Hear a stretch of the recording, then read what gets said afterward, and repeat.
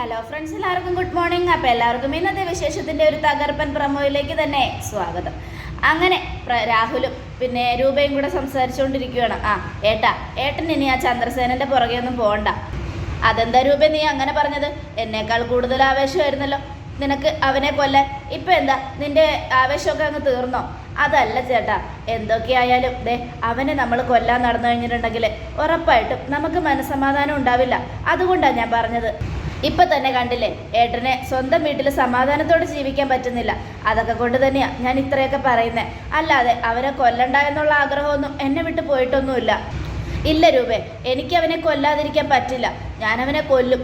അവനെ കൊന്നാൽ മാത്രമേ എനിക്ക് മനസ്സമാധാനം കിട്ടൂ. ഏട്ടൻ അവനെ കൊല്ലാൻ വിട്ട ആളെ തൂക്കിക്കൊന്നിട്ട് അവനെ കെട്ടിത്തൂക്കിയിട്ട കാഴ്ചയൊക്കെ ഞാൻ കണ്ടായിരുന്നു.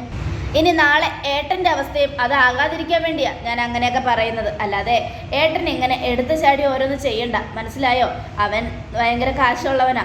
അമേരിക്കയിൽ പോയി ഒരുപാട് കാശൊക്കെ ഉണ്ടാക്കിയിട്ടാണ് വന്നിരിക്കുന്നത്. അവന് നമ്മളെക്കാൾ കൂടുതൽ ഗുണ്ടകളുണ്ട് ഏട്ടാ. അതുകൊണ്ടാണ് ഞാൻ പറയുന്നത്, വേണ്ട, ഇനി അവൻ്റെ കാര്യത്തിൽ ഇടപെടാതിരിക്കുന്നത് തന്നെ എനിക്ക് നല്ലത്. അതെ, അങ്ങനൊരു പേടി എനിക്കുമുണ്ട്. എന്തായാലും അവനെ കൊല്ലാതെ ഞാൻ വിടില്ല രൂപേ. ഒന്നെങ്കിൽ അവൻ മരിക്കണം, ഇല്ലെങ്കിൽ ഞാൻ മരിക്കണം. അപ്പോൾ രൂപ, നീ തന്നെ മരിക്കുള്ളൂടാ. ഒരു തെറ്റും ചെയ്യാത്ത എൻ്റെ ചന്ദ്രേട്ടൻ ഒരിക്കലും ചാകില്ലടാ. എൻ്റെ ചന്ദ്രേട്ടനെ ദൈവമുണ്ട് കൂട്ട്. പക്ഷെ നിനക്ക് ഒരു ദൈവം കൂട്ടുണ്ടാവില്ല. അത്രയ്ക്ക് ദ്രോഹമാണ് നീ ഞങ്ങളോടൊക്കെ ചെയ്തത് എന്നൊക്കെ പറഞ്ഞുകൊണ്ട് രൂപ മനസ്സിലാലോചിക്കുമ്പോൾ, നീ എന്താ രൂപ ആലോചിക്കുന്നേ? ഏയ് ഒന്നുമില്ല ഏട്ടാ, ഞാൻ ആലോചിച്ചത് അവനിൽ ഇനി ഏട്ടൻ എന്തെങ്കിലും സംഭവിക്കുമെന്നാ. നീ പേടിക്കേണ്ട രൂപേ, എനിക്കൊന്നും സംഭവിക്കാൻ പോകുന്നില്ല. അവനെ തീർക്കാനുള്ള വഴികളൊക്കെ ഞാൻ കണ്ടുവച്ചിട്ടുണ്ട് എന്നൊക്കെ പറഞ്ഞുകൊണ്ട് രാഹുൽ ഇങ്ങനെ നിൽക്കുമ്പോൾ കല്യാണി പിന്നാമ്പുറത്തൂടെ ഇറങ്ങി ഉമ്മറത്തൂടെ വരിക. അത് കണ്ടതും രാഹുൽ, നീ എന്തിനാണ് ഇങ്ങോട്ട് വന്നേ? അപ്പോൾ യാമിനി, അതെന്താ കല്യാണി മോൾക്ക് ഇങ്ങോട്ട് വന്നാലെന്താ?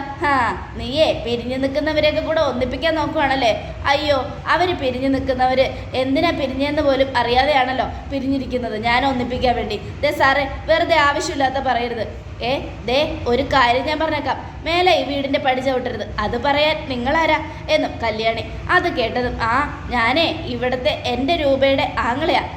ആണോ? എന്നാലേ ഞാൻ അമ്മയുടെ മരുമോളാ.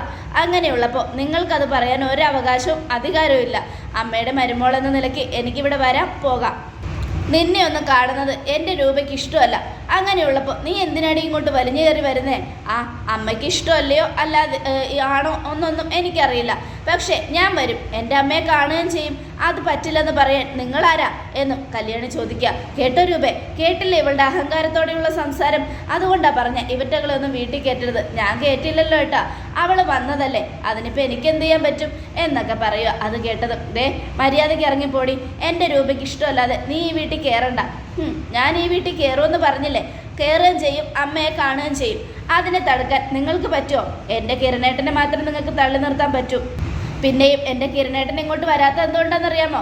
എൻ്റെ അമ്മ ആട്ടി ഇറക്കുന്നത് കാണാൻ സഹിക്കാനും പറ്റാത്തതുകൊണ്ടാണ്. പക്ഷേ ഞാൻ വരും, അമ്മ എത്ര ആട്ടി ഇറക്കിയാലും ഞാൻ വരും എന്നും കല്യാണി പറയുക.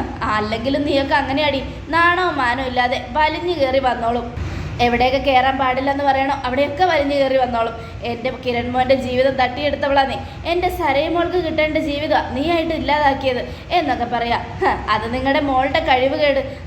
എന്തായാലും നിങ്ങളുടെ മോൾക്ക് നല്ലൊരു ഭർത്താവിനെയല്ലേ കിട്ടിയിരിക്കുന്നേ, മനോഹരൻ. അവൻ്റെ പേരിൽ തന്നെ ഉണ്ടല്ലോ മനോഹരമായ അവൻ്റെ പേര് എന്നൊക്കെ പറയുക. അത് കേട്ടതും രാഹുൽ, പിന്നെ മനോഹരൻ, അവൻ്റെ പേര് അവനെ മൂന്നാർ മുരുകനാ, മുരുകൻ എന്ന് മനസ്സിലിങ്ങനെ പറയുക. എന്താ ആലോചിക്കുന്നേ? നിങ്ങളുടെ മരുമകൻ എന്താ കൊള്ളത്തില്ലേ? എൻ്റെ മരുമകൻ കൊള്ളുവോ കൊള്ളത്തില്ലയോ ഒക്കെ അവിടെ നിൽക്കട്ടെ. നിന്നോടും നിൻ്റെ കെട്ടിയവനോടും പിന്നെ ആ സോണിയോടൊന്നും ഈ വീടിൻ്റെ പടി ചവിട്ടരുതെന്ന് പറഞ്ഞിട്ടില്ലേ? പിന്നെ എന്തിനാ അത് ചെയ്യുന്നതെന്നാണ് ഞങ്ങൾ ചോദിക്കുന്നത്. ഞാൻ പറഞ്ഞല്ലോ, ഞങ്ങൾ വരും, പോകും, എന്ത് വേണേലും ചെയ്യും. അമ്മയെ കാണും, കാണാതിരിക്കും. അത് പറയാനുള്ള ഒരു റൈറ്റ്സും നിങ്ങൾക്കില്ല. കാണണ്ടാന്ന് നിങ്ങൾ എന്നോട് പറയാൻ വേണ്ട എന്നൊക്കെ പറഞ്ഞ് കല്യാണി വാശിടിക്കുക. എന്താടി നീ എന്താ പറഞ്ഞേ എന്നും പറഞ്ഞുകൊണ്ട് രാഹുൽ അടിക്കാനായിട്ട് മതി, നിർത്ത്, തൊട്ടുപോകരുത് തന്നെ. എന്നെ തൊട്ടാലേ വിവരം അറിയും. ഒന്നും മിണ്ടാതെ നിങ്ങളൊക്കെ എന്തു പറഞ്ഞാലും തലയും കുനിച്ച് നിൽക്കുന്ന ആ കല്യാണിയല്ല ഞാനിപ്പോൾ. എനിക്ക് നന്നായിട്ട് സംസാരിക്കാം. ഇപ്പം നിങ്ങളെന്നെ തല്ലാൻ കൈയോങ്ങിയാലും തല്ലിയെന്ന് പറഞ്ഞ് ഒരു പരാതി കൊടുത്താലുണ്ടല്ലോ, പിന്നെ ജീവിതകാലം മുഴുവനും നിങ്ങൾ ലോക്കപ്പിൽ കിടക്കേണ്ടി വരും. അറിയാലോ സ്ത്രീ പീഡനമെന്ന് പറഞ്ഞാൽ എന്താ സംഭവിക്കുന്നതെന്ന്. അതുകൊണ്ട് കൈയും കാലൊക്കെ അടക്കി ഒതുക്കി അവിടെ വെച്ചിട്ട് മിണ്ടാതെ നിന്നാൽ മതി. ഈ കല്യാണിക്ക് മുൻപിൽ നിങ്ങളുടെ വിളച്ചിലൊന്നും നടക്കില്ല. എല്ലാവരെയും പേടിപ്പിക്കുന്നത് പോലെ എന്നെ പേടിപ്പിക്കാൻ വരണ്ട, മനസ്സിലായല്ലോ? ഞാനിപ്പോൾ ഇതിൻ്റെ കിരണേട്ടനോടോ അച്ഛനോടോ പറഞ്ഞാലുണ്ടല്ലോ തൻ്റെ കഴുത്ത് വെട്ടി അവരെൻ്റെ മുന്നിൽ കൊണ്ടുവന്ന് വെച്ച് തരും. എന്താ ചെയ്യണോ ഞാനത്? എനിക്ക് അമ്മയെ മാത്രം നോക്കിയാൽ മതി, നിങ്ങളെ ബഹുമാനിക്കേണ്ട ഒരു കാര്യമില്ല എന്നൊക്കെ പറഞ്ഞുകൊണ്ട് കല്യാണി ഒച്ചയിടും. അത് കേട്ടത് യാമിനി തകർത്തു. മോളെ, ഇങ്ങേരോടൊക്കെ ഇങ്ങനെ തന്നെയാണ് പറയേണ്ടത്. അത് കേട്ടതും കേട്ടില്ലേ രൂപേ, ഇവള് പറയുന്നത് കേട്ടില്ലേ? ഏട്ടൻ എന്തിനാ വെറുതെ അവളോട് സംസാരിക്കാൻ പോകുന്നത്? നീ പോ കല്യാണി, നീ എന്തിനാ ഇപ്പം ഇങ്ങോട്ട് വന്നേ? എനിക്കിഷ്ടമില്ലെങ്കിലും ഇങ്ങോട്ട് വരണ്ടെന്ന് ഞാൻ പറഞ്ഞിട്ടില്ലേ? അത് കേട്ടതും ഞാൻ വരുമേ, അമ്മയെ കാണുകയും ചെയ്യും, അതിനാരൊക്കെ എതിർത്താലും എനിക്കൊരു പ്രശ്നമില്ല എന്നും പറയാം. അപ്പം രൂപ പുറകിൽ നിന്ന് ചിരിക്കുക. എന്തായാലും നന്നായി മോളെ എന്നും പറഞ്ഞുകൊണ്ട് അപ്പോഴേക്കും രാഹുൽ എല്ലാം എൻ്റെ തലയിലെഴുത്ത്, തെരുവിൽ കടന്നവളന്മാരുടെയൊക്കെ വായിലിരിക്കണമെന്ന് കേൾക്കണമെന്നുള്ളതായിരിക്കും എൻ്റെ തലവിധി. അങ്ങനെ തന്നെ ആയിരിക്കും. വായ അടക്കി ഒതുക്കി വെച്ചാൽ ആരുടെയും ആയുടെ വായൊന്നും ഒന്നും കേൾക്കേണ്ടി വരില്ല. അതല്ല മറ്റുള്ളവരുടെ മെക്കിട്ട് കയറിയ ചിലപ്പോൾ തിരിച്ചടികൾ ഉറപ്പായിരിക്കും. അത് മോൾക്കും പറഞ്ഞ് മനസ്സിലാക്കി കൊടുത്തേരെ. എന്നാൽ ഞാൻ പോയിട്ട് വരാം യാമിനി ചേച്ചി എന്നും പറഞ്ഞുകൊണ്ട് കല്യാണി പോവുകയാണ്. ഈ സമയം കല്യാണി പോയി കഴുതും. കിട്ടിയല്ലോ, കിട്ടേണ്ടത് കിട്ടിയല്ലോ. വല്ല ആവശ്യം ഉണ്ടായിരുന്നോ കല്യാണി മോളോട് ചൊറിയാൻ ചെല്ലാൻ? അതെ, നിങ്ങൾ എന്നോട് സംസാരിക്കുന്നത് പോലെ കല്യാണി മോളോട് സംസാരിച്ചോണ്ടല്ലേ ഇപ്പം കേട്ടത്? അതെ, കല്യാണി മോള് ഈ വീടിൻ്റെ മരുമോളാ. എന്നെ നിങ്ങൾ വേലക്കാരി വേലക്കാരി എന്ന് ആവർത്തിച്ച് പറയുന്നുണ്ട്. ഞാനതിൽ ടെൻഷനൊന്നും കാണിക്കുന്നില്ല. ശരി തന്നെയാ, ഞാൻ വേലക്കാരിയാണ്. പക്ഷേ കല്യാണി മോളെ അങ്ങനെ പറഞ്ഞാലുണ്ടല്ലോ മോള് സഹിക്കില്ല. നിങ്ങളെ അവൾ പൊരിച്ചെടുക്കും. അതുകൊണ്ട് സൂക്ഷിച്ചും കണ്ടൊക്കെ ഇതാക്കിക്കോ. വാക്കുകൾ പറയുമ്പോൾ സൂക്ഷിക്കാൻ വേണം. ചന്ദ്രസേനൻ സാറും കിരൺ സാറും ഒക്കെ കല്യാണി മോളെ എന്തെങ്കിലും പറഞ്ഞു എന്ന് പറഞ്ഞാലേ പിന്നെ നിങ്ങളെയൊന്നും വെറുതെ വെച്ചേക്കില്ല. കേട്ടോ രൂപേ? കേട്ടില്ലേ ഇവള് പറഞ്ഞത്? ഇവള് പണി ഇവിടെയാണെങ്കിലും ഇവൾക്ക് കൂറവിടെയാ. എന്തായാലും ഇവളെയൊക്കെ പറഞ്ഞു വിടേണ്ട സമയമായി. ഞാൻ പറഞ്ഞല്ലോ ഏട്ടാ, യാമിനിയെ ഞാൻ പറഞ്ഞു വിടില്ല. യാമിനിയെ പോലെ ഒരാൾ എനിക്ക് ഈ വീട്ടിൽ ആവശ്യമാണ് എന്നൊക്കെ പറഞ്ഞുകൊണ്ട് നമ്മുടെ രൂപ അവിടെ നിന്ന് അങ്ങോട്ട് പോവുകയാണ്. എന്ത് ചെയ്യാനാ, എല്ലാം എൻ്റെ തലയിലെഴുത്ത്, എൻ്റെ തലവിധി. എല്ലാം അനുഭവിക്കണമെന്നുള്ളതായിരിക്കും എൻ്റെ തലയിൽ എഴുതി വെച്ചിട്ടുണ്ടാവുക. അതെ, അതുകൊണ്ടാണ് ഞാൻ ഏട്ടനോട് പറഞ്ഞത് എല്ലാം ഉപേക്ഷിക്കാൻ. എന്തിനാ വെറുതെ ഇങ്ങനെ ഓരോരോ ടെൻഷൻ തലയിൽ കയറ്റി വെക്കുന്നത്? എല്ലാം കൊണ്ടും നമ്മളെല്ലാം ഉപേക്ഷിച്ച ഉറപ്പായിട്ടും ആരെയും പേടിക്കാണ്ട് ജീവിക്കാട്ടാ എന്നൊക്കെ പറഞ്ഞുകൊണ്ട് രൂപ അങ്ങോട്ട് മാറുക. ഈ സമയം രാഹുൽ ശരി ഞാൻ എൻ്റെ മുറിയിൽ പോയി ഒന്ന് ഫ്രഷ് ആവട്ടെ രൂപ എന്നും പറഞ്ഞുകൊണ്ട് മുറിയിലേക്ക് പോവുകയാണ്. അപ്പോൾ രൂപ, യാമിനി എൻ്റെ ചന്ദ്രേട്ടൻ എവിടെയാണ് ഉള്ളത്? അറിയില്ല മാഡം, സാറ് ഏത് മുറിയിലാണ് പോയെന്ന് അറിയില്ല. എനിക്കാണെങ്കിൽ ടെൻഷൻ ആയിട്ട് പാടില്ല. എന്ത് ചെയ്യണമെന്ന് ഓർത്തിട്ട് ഒരു പിടിയും കിട്ടുന്നില്ല. ഈശ്വര, ഇനി അവൻ്റെ മുറിയിലെങ്ങാനും കയറിയിട്ടുണ്ടാവുമോ? ഭഗവാനെ, എങ്ങനെയെങ്കിലും എൻ്റെ ചന്ദ്രേട്ടനെ രക്ഷിക്കണം. ആ ദുഷ്ടകാലമാടൻ എന്തിനാണെന്നാവോ ഇങ്ങോട്ട് ഈ നേരത്ത് കയറി വന്നത്? ഞങ്ങളുടെ സന്തോഷം ഇല്ലാതാക്കാൻ വേണ്ടിയുള്ള വരവാ. എന്തായാലും അവനെ ഞാൻ ശരിയാക്കുന്നുണ്ട്. എങ്ങനെയെങ്കിലും അവനിവിടെ നിന്ന് ഓടിക്കണം യാമിനി. അതെ മാഡം, അത് മാഡം പറയേണ്ട ആവശ്യമൊന്നുമില്ല, അതൊക്കെ ഞാൻ ചെയ്തോളാം. മാഡം ധൈര്യമായിട്ടിരിക്കുന്നേ എന്നൊക്കെ പറഞ്ഞ് യാമിനി രൂപയൊക്കെ ധൈര്യം കൊടുക്കുക. ഈ സമയം രൂപ എല്ലാ മുറിയിലും പോയി അന്വേഷിക്കുകയാണ്. ഈശ്വര, അടുത്തും അദ്ദേഹം ഇല്ലല്ലോ, ഞാനിനിപ്പോൾ എന്താ ചെയ്യുക? ഭഗവാനെ, അദ്ദേഹത്തെ എവിടെ പോയി അന്വേഷിക്കും? എന്ത് ചെയ്യും? ഒരു പിടിയും കിട്ടുന്നില്ലല്ലോ എന്നൊക്കെ ആലോചിച്ചുകൊണ്ട് രൂപ ആകെ ടെൻഷൻ അടിച്ച് അങ്ങോട്ടും ഇങ്ങോട്ടൊക്കെ നടക്കുക. എല്ലായിടത്തും കയറി ഇറങ്ങി, എവിടെയും കാണുന്നില്ല. അപ്പോഴേക്കും കല്യാണിയുടെ ഫോൺ കോൾ. ഹലോ അമ്മേ. എന്താ മോളെ? ഇനി നമുക്ക് ഇടയ്ക്കിടയ്ക്ക് കാണാൻ പറ്റില്ലല്ലോ അമ്മേ. അവൻ എന്തിനാ വന്നത്? അവനെ ഇവിടെ താമസിക്കാൻ വന്നതാ. നിങ്ങളുടെ അച്ഛനെ അവൻ കൊല്ലാൻ നോക്കിയല്ലോ. അച്ഛനെ കൊല്ലാൻ നോക്കിയ ആ കൊണ്ടേ നിങ്ങളുടെ അച്ഛൻ തീർത്തു എന്നൊക്കെയാണ് ഞാൻ കേട്ടത്. അവനെ കൊന്ന് കെട്ടിത്തൂക്കി എൻ്റെ ആങ്ങളെന്ന് പറയുന്നതിന് ഫോട്ടോ അയച്ചു കൊടുക്കുകയും ചെയ്തു. അപ്പോൾ ഇവന് പേടിയായി. എൻ്റെ ചന്ദ്രേട്ടൻ ഇവനെ വല്ലതും ചെയ്യുമെന്ന് ആ പേടിയിൽ വന്നിരിക്കുക മോളെ. പക്ഷേ ഞാനാണെങ്കിൽ ആകെ ടെൻഷൻ അടിച്ചിരിക്കുക. ഇനി എന്ത് ചെയ്യുമെന്ന് ഓർത്തിട്ട് എനിക്കൊരു പിടിയും കിട്ടുന്നില്ല. ആ സരയും അവളുടെ അമ്മയും ഒക്കെ ഇങ്ങോട്ട് വരുന്നുണ്ടെന്നാണ് അങ്ങേര് പറഞ്ഞത്. ഇല്ലമ്മേ, അതിനയാളെ അനുവദിക്കരുത്. എങ്ങനെയെങ്കിലും അയാൾ ഈ വീട്ടിൽ നിന്ന് ഓടിക്കണം. ആ കാര്യമൊക്കെ ഞാൻ യാമിനിയോട് പറഞ്ഞിട്ടുണ്ട്. എന്തായാലും യാമിനി അത് കൃത്യമായിട്ട് ചെയ്തോളും. പക്ഷേ മോളെന്ന് അയാളോട് പറഞ്ഞ വാക്കുകളുണ്ടല്ലോ, എനിക്കത് ഒത്തിരി ഇഷ്ടപ്പെട്ടു മോളെ, സന്തോഷമായി എന്നൊക്കെ പറഞ്ഞുകൊണ്ട് രൂപ കല്യാണിയോട് കൺഗ്രാജ് പറയുക. ഈ സമയം രാഹുൽ തൻ്റെ മുറിയിലെത്തി. മുറിയിലേക്ക് കയറിയതും CS ഓടിപ്പോയി കർട്ടന് പിന്നാലെ ഒളിച്ചു നിൽക്കുക. രാഹുലിനെ കണ്ടതും CS പേടിച്ചു പോയി. ഈശ്വര, ഇനിയിപ്പോൾ എന്താ ചെയ്യുക? ഇവൻ ഈ മുറിക്കകത്തേക്ക് വന്നല്ലോ. അല്ല, ഇവൻ എന്തിനാ ഇപ്പം ഈ നേരത്തെ ഇങ്ങോട്ട് പോന്നേ? ഇവൻ അവിടെ ആയിരുന്നില്ലേ, ആ അമ്പലത്തിൻ്റെ ആ ഭാഗത്ത്? പിന്നെ ഇത്ര പെട്ടെന്ന് ഇങ്ങോട്ട് പോരാൻ കാരണം എന്താ?